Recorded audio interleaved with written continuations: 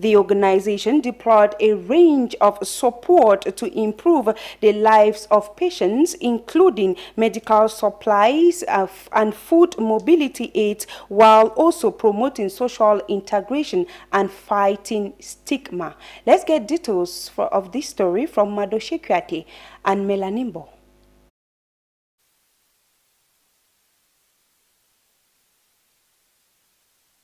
The Circle of Friends of Cameroon, under the visionary leadership of its founding president, First Lady Chantal Biya, has once again taken a giant leap forward in the fight against leprosy and neglected tropical diseases. To break the chains of stigma and build a society where compassion and acceptance prevails. Together, we can change the narrative on leprosy and guarantee every person affected by the disease a fulfilling life and a sense of belonging to society. The 73rd World Leprosy Day commemoration was a proof to the organization's support to the affected population. With the theme "Leprosy is Curable, the Real Challenge is Stigmatization," echoing loudly, CERAC's generous donations was a poignant reminder of the importance of collective action in the battle against social exclusion. The organization's support included wheelchairs, coaches, and essential medication. It's a lifeline to those struggling to cope with the disease.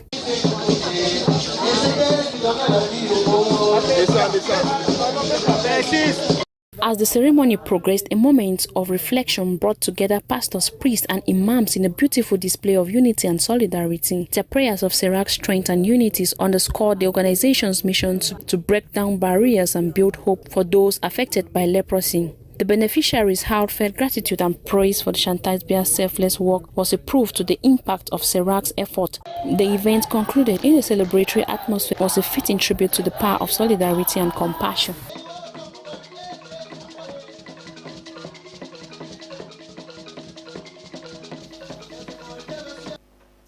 Cameroon's ambassador to Belgium, Daniel Evida Ambe, received 2026 New Year wishes from staff and guests at Abakam, Brussels. The event highlighted unity, professionalism, and support for improving working conditions, as Sharon Aratani tells us in the following report. In a show of solidarity, the Cameroon Embassy in Brussels held its annual New Year's ceremony over the weekend, where staff and guests gathered to present their wishes to the ambassador.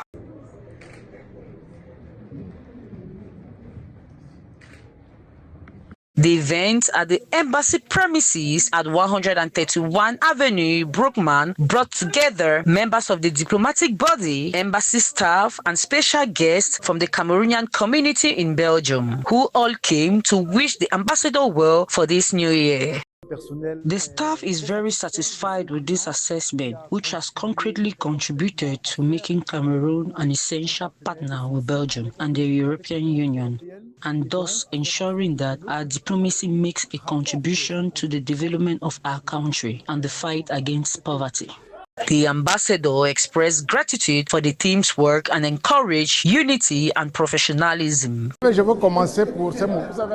want to start by saying that, as you know, Belgium has a simple legislation. The manifestation of the Belgian system are declarative. You want to demonstrate in front of the Cameroonian embassy, you go to the town hall, you ask for permission, and they come to demonstrate. And that's why it's the Belgian system. But on the other hand, we have had very good relations, both with local authorities, that is to say the municipality of Forest, or with federal authorities, with the Ministry of the Interior and the Ministry of Foreign Affairs, who have allowed us to channel all these people with adequate means. And as I say, the service, the embassy has functioned regularly, and the demonstrations at our embassy have never been taken by surprise. So as I say, it's this collaboration that...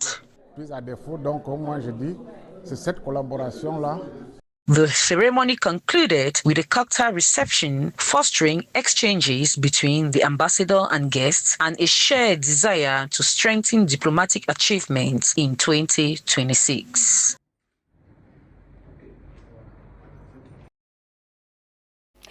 Let's now talk health in this newscast over in the southwest region of the country, where the Minister of Public Health, Dr. Manawuda Malachi, made a pivotal visit to the abandoned Boya Referral Hospital over the weekend, marking a significant step towards reviving this critical healthcare structure. The minister's visit aimed to assess the site and kickstart the long overdue construction project which has been stalled for years. Bertrand Tita was in Boya over the weekend and brought together the following report. During his visit, the Minister of Public Health, Dr. Manawuda Malachi, reassured the Boya population that the government is committed to completing the hospital within an 18-month period as stipulated by the French construction company contracted for the project. We have to say thank you to the head of state who permitted us to come back here and to see if you see what's going on in this, the work was already resumed. He emphasized that funds have been allocated and the contract has been handed over to the company, paving the way for immediate commencement of work. Not true to say that I'm coming and I go back and nothing happened. Yes, we are in this work of share of Boya. We have already resumed the work, and I think I'm satisfied with what I have with what I have seen here in. The French company in charge expressed confidence in the project's timely completion, citing the allocated resources and the company's expertise, hoping that no major issues should hinder the progress of work. If there are some problems, we are obliged to stop, and we hope there will be no incident and we will respect the 18 months. It's very, very small on what we do other way and other side. We make a big infrastructure and we make... The minister, accompanied by his team, conducted a thorough tour of the abandoned site, inspecting the existing infrastructure and facilities. He assured the community that maximum security measures have been put in place to ensure the project's smooth execution and completion without disturbances. Security has already assumed with the MINDEF, and the enterprise is already in the seats. So I think it's okay. We have already resumed the works.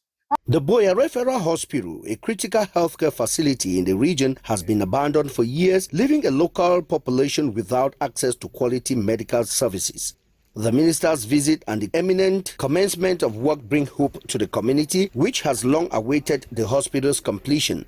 The project is expected to significantly improve healthcare services in the region, providing much-needed medical facilities and creating employment opportunities for the local population. The people of Boya welcome this development and eagerly await the hospital's completion, which promises to transform the region's healthcare landscape. We remain in the southwest region of the country, where the University of Boya, one of Cameroon's premier institutions of higher learning, has unveiled its budget for 2026, totaling 11.9 billion francs CFA. The budget was adopted at the 43rd meeting of council over the weekend under the chairmanship of Dr. Nta Besson Frambo, chairman of the University of Boya. Let's get back to Bertrand Tita with an in-depth of the story. The budget, according to Dr. Frambo, will prioritize the construction and rehabilitation of infrastructures as well as research initiatives aimed at propelling the university forward. The move underscores the institution's commitment to enhancing its facilities and promoting economic excellence. The budget of the University of Boya for the financial year 2026 has just been adopted. 11.9 billion. That would enable the university to continue its activities of research, innovation, training of the students, improve the students' experience in campus, and develop the research capacities of the university. During the meeting, council members commended the Vice-Chancellor and his team for their tireless effort in steering the university through challenges and keeping it on the path of progress. The adoption of the budget marks a significant milestone for the University of Buea, which has been working to improve its infrastructure and research capabilities. The institution has faced several challenges in recent years, including funding constraints and infrastructure deficits.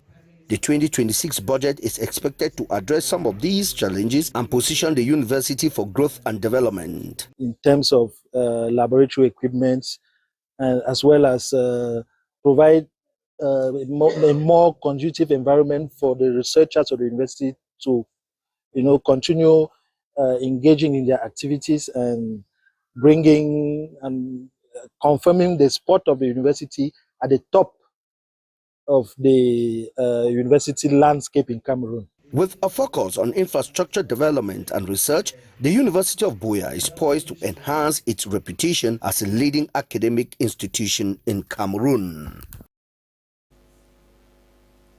We bring you back to the Center region. As you heard in one of our lead stories, the Minister of Youth Affairs and Civic Education, Mununa Futsu, has this Monday, January 26, 2026, presided over a civic ceremony, the raising of national colors and youth engagement that reaffirmed the importance of patriotism, unity, and national responsibility. The event underscored the ministry's commitment to promoting civic consciousness and encouraging the participation of youth in nation building.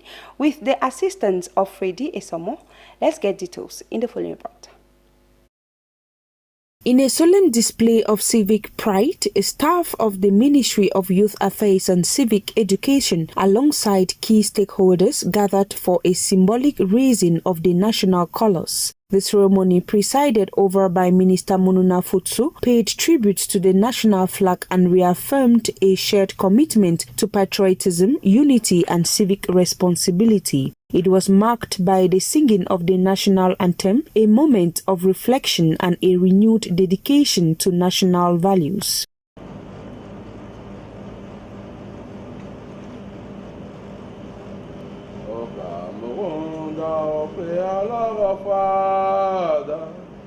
One, two, three, sing. The event also featured the unveiling of a symbolic monument designed by a young student from the University of Chang. His ideas were carefully brought together into a remarkable masterpiece of honor created to inspire present and future generations. The masterpiece reflects Cameroon's national emblem and core values of peace, work, and patriotism promoted by the Ministry of Youth under President Paul Biya. More than art, it stands as a lasting symbol of youth engagement, national values, and the ministry's enduring legacy under the leadership of President Paul Biya. This monument that we offered to the Minister of Youth and Civic Education is for thanks the President of the Republic and the Minister of Youth Affairs and Civic Education, who are every day fighting for our insertion, socio-economic insertion. So we give this gift so that in the generation, they should remember that the Minister of Youth and Civic Education has always been doing much of things for youth, and so many of them have been benefit. And to remember that the President of the Republic, His Excellency Mr. Paul Biya, have always put youth in his far problems. The ceremony concluded on a note of hope and responsibility, reminding participants of the vital role civic consciousness plays in nation building. Through symbols, reflection, and action, the Ministry of Youth Affairs and Civic Education once again underscored its commitment to nurturing an informed, patriotic, and engaged generation ready to carry Cameroon's values forward. If you are just joining us, it is the 6 p.m. news over Kamdis television. As you heard in one of our lead stories, the scourge of human trafficking continues to plague West Africa, with Cameroonians increasingly falling prey to deceitful schemes promising lucrative employment and opportunities. In a significant breakthrough, 46 Cameroonians were rescued from an illegal camp in Mowe, Ogun State in Nigeria over the weekend. This successful operation by Nigerian police highlights the ongoing efforts to combat human trafficking. Let's get details from Bertrand Tita. The victims, lured by promises of well-paid jobs through a Connect-linked scheme, were subjected to inhuman conditions, forced labor, coercioned to recruit others. Those who refused faced severe punishment, including denial of food and even death. The rescue operation is a testament to the tireless effort of organizations and authorities working to dismantle these illicit networks and protect vulnerable individuals. Connect, a company accused of running a pyramid scheme in several countries including Cameroon, has denied involvement in these incidents. However, the company's business practices have raised concerns and authorities continue to investigate the activities. The rescue is part of the ongoing effort that has freed hundreds of Cameroonians from similar camps across Nigeria in the past 2 years. The rescued victims are currently in Nigeria police custody and will be returned to Cameroon soon, where they will receive support and assistance for their reintegration. Families are advised to be vigilant, especially if a loved one traveled abroad for a so-called good job. The authorities urge caution when dealing with job offers that seem too good to be true and encourage reporting suspicious activities to the relevant authorities. The international community must unite to combat human trafficking and protect vulnerable individuals. The bravery of the rescue teams and resilience of the victims serves as a reminder of the urgent need for action. The operation led by Pastor Tanyu Mike's team and the Nigerian police highlights the ongoing effort to combat human trafficking and bring perpetrators to justice. And it is with that update, ladies and gentlemen, that we set the curtains to our 6 p.m. news over Kamdis television. It is always a pleasure staying with you, but do not go nowhere. Up next is Selak Chiu, a presentation of Tabby Clarkson. Stay tuned.